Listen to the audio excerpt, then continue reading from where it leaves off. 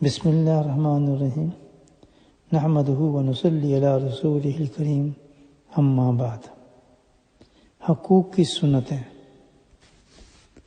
حقوق النفس، ان سب سے پہلا حق انسان کا اپنے نفس کا ہے۔ حضرت عبداللہ بن عمر بن عاص سے روایت ہے، نبی کریم صلی اللہ علیہ وسلم نے مسلسل شب بیداری، نفل روزہ میں زیادتی کی ممانعت میں فرمایا کہ تمہارے بدن کا بھی تم پر حق ہے اور تمہاری آنکھ کا بھی تم پر حق ہے۔ بخاری اور مسلم۔ اچھی صحت کے لیے آپ سے نے فرمایا، حضرت ابو دردہ رضی اللہ تعالیٰ روایت فرماتے ہیں کہ نبی کریم صلی اللہ علیہ وسلم نے فرمایا کہ اللہ تعالیٰ نے بیماری اور دوا دونوں چیزیں اتاری ہیں اور ہر بیماری کے لیے دوا بھی بنائی، سو تم دوا سے علاج کیا کرو اور حرام چیز سے دوا مت کرو۔ ابو داؤد۔ حقوق الوالدین۔ حضرت ابو ہریرہ رضی اللہ عنہ سے روایت ہے کہ نبی کریم صلی اللہ علیہ وسلم نے ارشاد فرمایا کہ مسلمانوں اپنے والدین کے ساتھ نیکی کا برتاؤ کیا کرو تاکہ تمہاری اولاد بھی تمہارے ساتھ نیکی سے پیش آئے۔ العدل المفرط۔ جو شخص رزق کی کشادگی اور عمر کی زیادتی کا خواہش مند ہو، اس کو چاہیے کہ صلح رحمی کرے اور ماں باپ کے ساتھ اچھا سلوک کرے۔ مسند احمد۔ کبیرہ گناہوں میں سے سب سے بڑا گناہ اللہ کے ساتھ شرک کرنا اور ماں باپ کی نافرمانی کرنا ہے۔ بخاری اور مسلم۔ 3 شخص ہیں جن پر اللہ تعالیٰ نے جنت کو حرام کر دیا ہے، ان میں سے ایک ماں باپ کا نافرمان بھی ہے۔ احمد۔ ہر گناہ کے بدلے میں عذاب اور ہر جرم کی گرفت کو مؤخر کیا جا سکتا ہے، لیکن ماں باپ کی نافرمانی کا گناہ ایسا سخت ہے کہ اس کا مواخذہ مرنے سے پہلے ہی کر لیا جاتا ہے۔ حاکم۔ باپ کے دوستوں کے ساتھ نیکی سے پیش آنا خود باپ کے ساتھ نیکی سے پیش آنا ہے۔ المفرد۔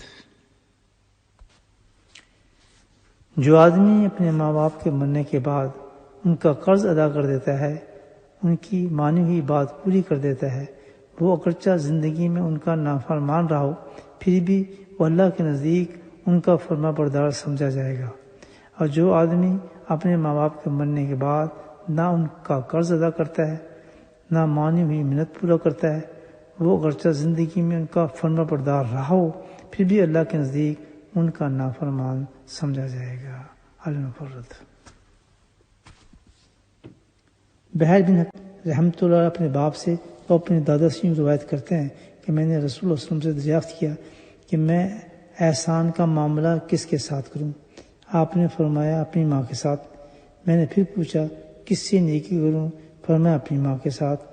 میں نے تیسری مرتبہ پھر اپنا یہی سوال دہرایا تو آپ نے پھر فرمایا ماں کے ساتھ۔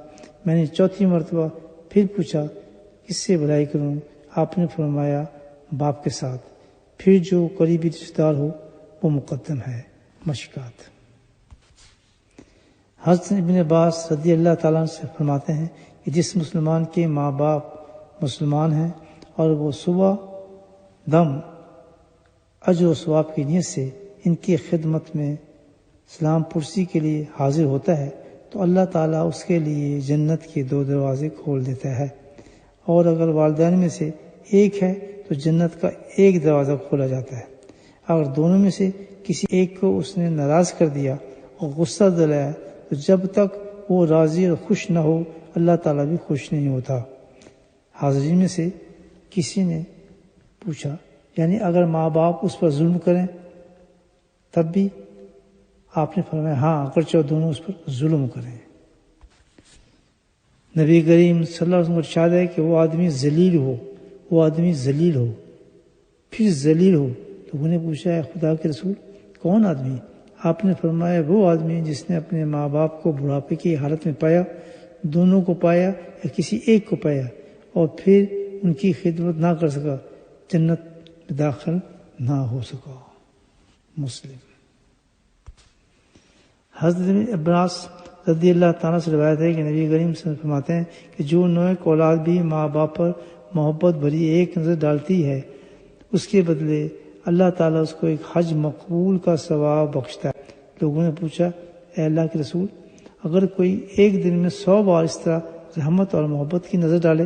آپ نے فرمایا، جی ہاں، اگر 100 بار ایسا کرے تب بھی اللہ تعالیٰ بہت بڑا اور بالکل پاک ہے، یعنی کہ وہ 100 بار کا بھی ثواب دے گا۔ مسلم۔ ایک شخص نبی کریم صلی اللہ علیہ وسلم کی خدمت میں حاضر ہوا اور عرض کیا، یا رسول اللہ، میرے پاس مال ہے اور میرے باپ کو میرے مال کی ضرورت ہے۔ رسول اللہ صلی اللہ علیہ وسلم نے فرمایا کہ تمہارا مال اور تم اپنے والدین کے لیے ہو، بے شک تمہاری اولاد تمہاری پاک کمائی ہے، اس لیے تم اپنی اولاد کی کمائی سے بلا تکلف کھاؤ۔ ابن ماجہ، ابو داؤد۔ ایک شخص نے عرض کی، یا رسول اللہ صلی اللہ علیہ وسلم، کیا والدین کے مرنے کے بعد ان کے ساتھ سلوک کرنے کی کوئی صورت باقی ہے؟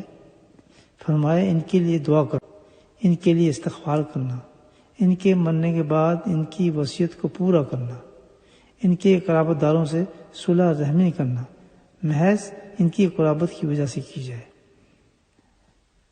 اور والدین کے دوستوں کی تعظیم کرنا۔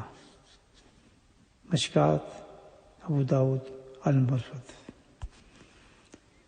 حسن رضی اللہ تعالیٰ عنہ بیان کرتے ہیں کہ نبی کریم صلی اللہ علیہ وسلم نے ارشاد فرمایا، اگر کوئی بندہ زندگی میں ماں باپ کا نافرمان رہا اور والدین میں سے کسی ایک کا، دونوں کا اسی حال میں انتقال ہو گیا، تو اب اس کو چاہیے کہ اپنے والدین کے لیے برابر دعا کرتا رہے اور اللہ تعالیٰ سے ان کی بخشش کی درخواست کرتا رہے، یہاں تک کہ خدا اس کو اپنی رحمت سے نیک لوگوں میں لکھتے بے حقی۔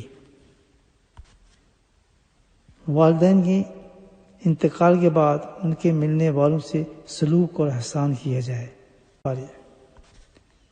رسول اللہ صلی اللہ علیہ وسلم نے فرمایا کہ اپنے باپ کے دوست کا خیال رکھو، اسے قطع تعلق نہ کرو، ایسا نہ ہو کہ اس کی دوستی کے قطع کرنے کی وجہ سے اللہ تعالیٰ تمہارا نور بجھا دے۔ رسول اللہ صلی اللہ علیہ وسلم نے ایک حدیث میں اس طرح ارشاد فرمایا کہ سب سے بڑا گناہ یہ ہے کہ آدمی اپنے ماں باپ پر لعنت بھیجے۔ عرض کیا، یا رسول اللہ، کوئی اپنے ماں باپ پر کیوں کر لعنت بھیج سکتا ہے؟ فرمایا، اس طرح کہ جب کوئی کسی کے ماں باپ کو برا بھلا کہے گا تو وہ بھی اس کے ماں باپ کو برا بھلا کہے گا اور دونوں کو برا بھلا کہے گا۔ بخاری۔ شوہر اور بیوی کے حقوق۔ حضرت عائشہ رضی اللہ تعالیٰ سے روایت ہے کہ رسول اللہ صلی اللہ علیہ وسلم نے اپنی بیویوں کے درمیان حقوق کی تقسیم میں انصاف فرماتے تھے کہ اے اللہ، یہ میری تقسیم ہے ان چیزوں میں جن پر میرا قابو ہے، بس تو مجھے اس میں ملامت نہ کرنا جو خالص تیرے قبضے میں ہے اور میرے قبضے میں نہیں، یعنی محبت۔ ترمذی۔ ابو ہریرہ رضی اللہ تعالیٰ سے روایت ہے کہ رسول اللہ صلی اللہ علیہ وسلم سے عرض کیا کہ کون سی عورت سب سے اچھی ہے؟ آپ نے فرمایا، جو ایسی ہو کہ جب شوہر اس کو دیکھے تو اس کا دل خوش ہو جائے، جب اس کو حکم دے تو اس کو بجا لائے، اور اپنی ذات اور مال کے بارے میں کوئی ناگوار بات کر کے اس کے خلاف نہ کرے۔ نسائی۔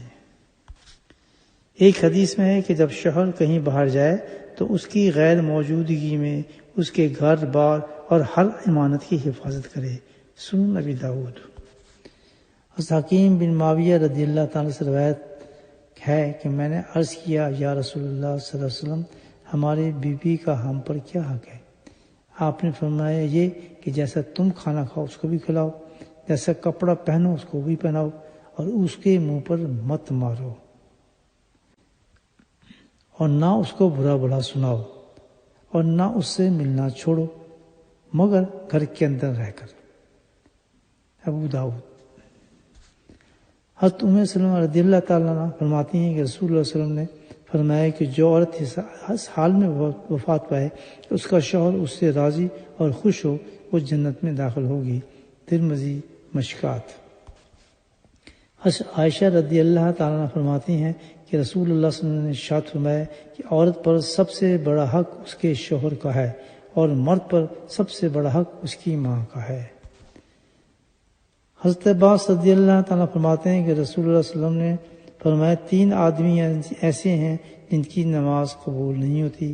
ایک وہ آدمی جو لوگوں پر سرداری کرے اور وہ لوگ اس سے ناراض ہوں، دوسری وہ عورت جس کا شوہر اس سے ناراض ہو اور وہ آرام سے پڑی سو رہی ہو، اور تیسرے وہ آدمی جو اپنے بھائی سے قطع تعلق کرے۔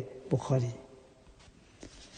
معاذ بن جبل رضی اللہ سے روایت ہے کہ رسول اللہ صلی اللہ علیہ وسلم نے فرمایا کہ ایمان رکھنے والی عورت کے لیے جائز نہیں کہ اپنے شوہر کے گھر میں کسی ایسے شخص کو آنے کی اجازت دے جس کا آنا شوہر کو ناگوار ہو، اور وہ گھر سے ایسی صورت میں نکلے جبکہ اس کا نکلنا شوہر کو ناگوار ہو، اور عورت شوہر کے معاملے میں کسی کی اطاعت نہ کرے۔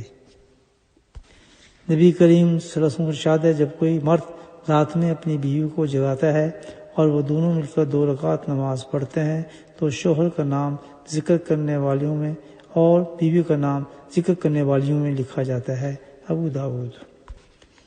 حضرت ابو ہریرہ رضی اللہ تعالیٰ کا بیان ہے کہ نبی کریم صلی اللہ علیہ وسلم نے ارشاد فرمایا، اگر کسی شخص کی 2 بیویاں ہوں اور اس نے ان کے ساتھ انصاف اور برابری کا سلوک نہ کیا تو قیامت کے روز وہ شخص اس حال میں آئے گا کہ اس کا آدھڑ گر گیا ہوگا۔ ترمذی۔